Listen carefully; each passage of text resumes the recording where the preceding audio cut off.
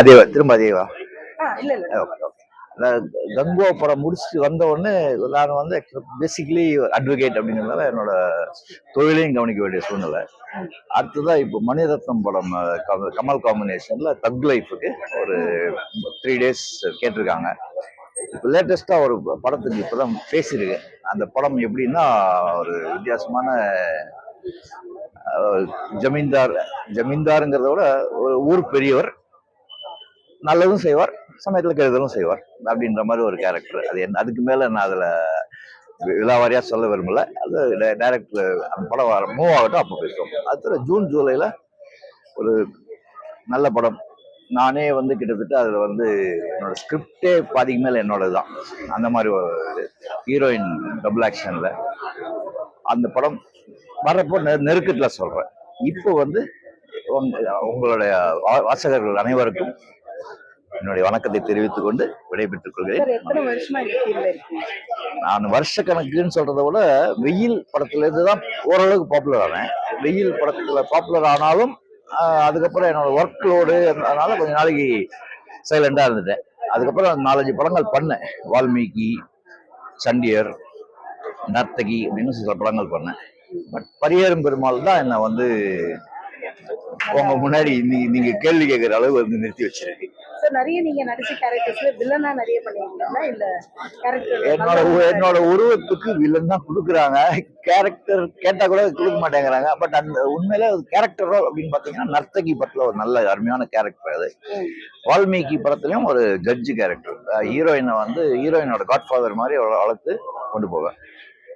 அந்த மாதிரி ஒரு சில கேரக்டர்ஸ் நிற்கும். பட் அந்த படங்கள் வந்து அதிகமா ஓடாதனால அது வெளியில தெரியல. வெளியில தெரிஞ்ச படங்கள் எல்லாமே நான் வில்லனா நடிச்ச படங்கள் தான் ஓடி இருக்கு. பாரதியன்ஸ்னு ஒரு பேன் இந்தியா படத்துல நடிச்சிருக்கேன். ஹிந்தி தெலுங்கு தமிழ் கன்னடம் மலையாளம் 3த்துக்குமே டப்பிங் எல்லாம் முடிஞ்சு அது ரிலீஸுக்கு ரெடி ஆயிருக்காங்க.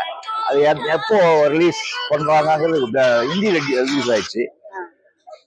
இப்போ வந்து தமிழுக்கான ரிலீஸ்க்கு ரெடி பண்ணிட்டு இருக்காங்க. அதுல வந்து ஆல் இண்டியா லெவல்ல எல்லா மாநிலங்கள்ல இருந்து வேற வேற ஆர்டிஸ்ட் வந்தாங்க. தமிழ் மாநிலத்திலிருந்து தமிழகத்திலிருந்து போன ஒரே ஆர்டிஸ்ட் நான் தான். அந்த படத்துல என் பேரே தமிழ் தான். நீங்க அந்த படத்துல தமிழ் பேசுவீங்களா இல்ல ஹிந்தி பேசுவீங்களா? தமிழும் பேசுவேன், ஹிந்தியும் பேசுவேன். ஹிந்தி தெரியும் உங்களுக்கு? ஹிந்தி நான் பிரவீன் வரைக்கும் படிச்சிருக்கேன். தெரியாதனமா படிச்சுட்டேன். நான் சான்ஸ்கிரிட்ல வந்து நான் வந்து கிட்டத்தட்ட MA வரைக்கும் படிச்சேன். இப்போ பக்கத்துல இருக்கிறவங்க மூலமா தெலுங்கு, கன்னடம், மலையாளம் எல்லாமே ஓரளவுக்கு ட்ரை பண்ணிட்டு இருக்கேன்.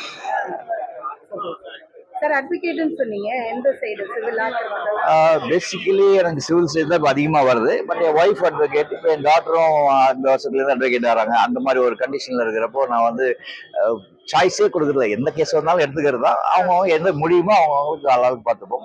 பெரிய கஷ்டமும் இல்லை. இதுல ஸ்பெஷலைசேஷன்லாம் எதுவும் கிடையாது. எல்லாமே படிச்சது தானே. படிச்ச சட்டத்தை திரும்ப ஒரு தடவை நம்ம அதை ரினியூ பண்ற மாதிரி தான். ரெஃப்ரெஷ் பண்ணி அதை ஒரு கிளையண்ட்டுக்கு யூஸ் பண்றோம். டப்பிங் எல்லாம் நீங்களே பேசுவீங்க இல்லையா? இது வரைக்கும் எல்லா படத்துலயும் டப்பிங் என்னோட இதுதான் என்னோட வாய்ஸ் தான் எனக்கு பிளஸ். அப்படி இருக்கிறப்போ டப்பிங் நான் வரமாட்டேன்னு சொல்றது நியாயமே இருக்காதுல்ல.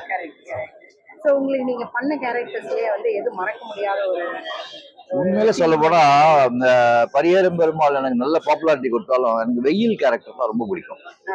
வெயில் படத்தோட கேரக்டர் வந்து இன்னி வரைக்கும் வந்து அது இன்னும் கொஞ்சம் பர்ஃபெக்டா அந்த படத்தோட கதையோட ஒட்டி பண்ணியிருந்தாங்கன்னா அப்பவே நான் பாப்புலர் ஆயிருப்பேன். அது எனக்கு இப்பதான் பாப்புலர் ஆகலாம் தலையெழுத்து இருக்கு. என்ன பண்ண முடியும்? இந்த அளவுக்காவது என்னையும் பேட்டிக்கான்ற அளவுக்கு நான் வந்திருக்கேன்ல. எல்லாம் இறைவன் செயல். தேங்க்யூ.